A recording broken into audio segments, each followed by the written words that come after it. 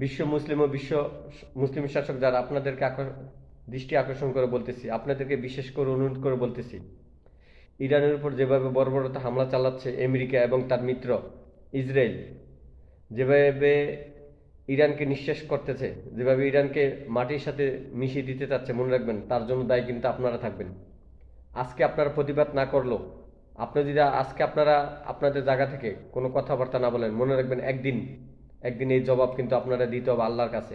পৃথিবীতে আপনারা কারো কাছে জবাব দিতে হন আর না হন, মরার পর কিন্তু আল্লাহ তালা আপনাদেরকে যে যখন জিজ্ঞেস করবে, তখন আপনাদের সে জব, তখন আপনাদের কথা কোথায় থাকবে, মনে রাখবেন।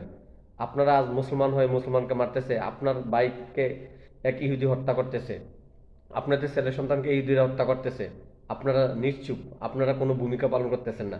মনে রাখবেন মরার পর কিন্তু এই ভূমিকা আপনাদের কোনো কাজে আসবে না।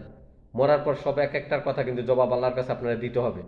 আজকে ইরানের ভবিষ্যৎ যেভাবে নষ্ট করতেছে, যেভাবে সাদ্দামকে হত্যা করলো, যেভাবে গাদ্দাফিকে হত্যা করলো, আপনারা নিশ্চুপ ছিলেন, এখন আপনারা নিশ্চুপ। আপনাদের পৃথিবীতে কিসের অভাব? আপনাদের দন দৌলত আল্লাহ তাআলা সবকিছু আপনাদেরকে দান করছে, তারপর আপনারা কথা বলেন না, কথা বলার সামর্থ্য রাখেন না। আপনারা কাউকে বাপান? পৃথিবীতে আল্লাহর কথাকে আপনারা অনুসরণ করেন না, নবীর কথাকে অনুসরণ করেন না, নবীর কথাকে আপনারা প্রাধান্য দেন না, আল্লাহর কথাকে আপনারা প্রাধান্য দেন না।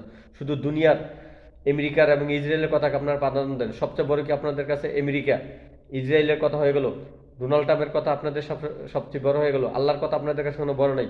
কেন আপনাদের তাহলে আল্লাহ তাআলা আপনাদেরকে সৃষ্টি করলো? যে জায়গায় আল্লাহ আপনাদেরকে কথা বলেছে, আল্লাহর কথা অনুসরণ করার জন্য, আপনারা আল্লাহর কথা মানতেছেন না, আল্লাহর আইন মানতেছেন না, আপনাদের ভাইকে হত্যা করতেছে, আপনারা কোনো কিছু করতেছেন না। আপনাদের প্রতি আমি তীব্র নিন্দা প্রতিবাদ জানাই, কারণ আপনারা শাসক হতে পারেন, আপনাদের মনে কখনো মুসলমানদের প্রতি ভালোবাসা নেই, মুসলমানদের প্রতি ভালোবাসা জন্মায় না। আপনারা সব সময় মুসলমানের বিপক্ষে থাকেন, শাসক হতে পারেন কিন্তু ভালো মানুষ হতে পারেন না।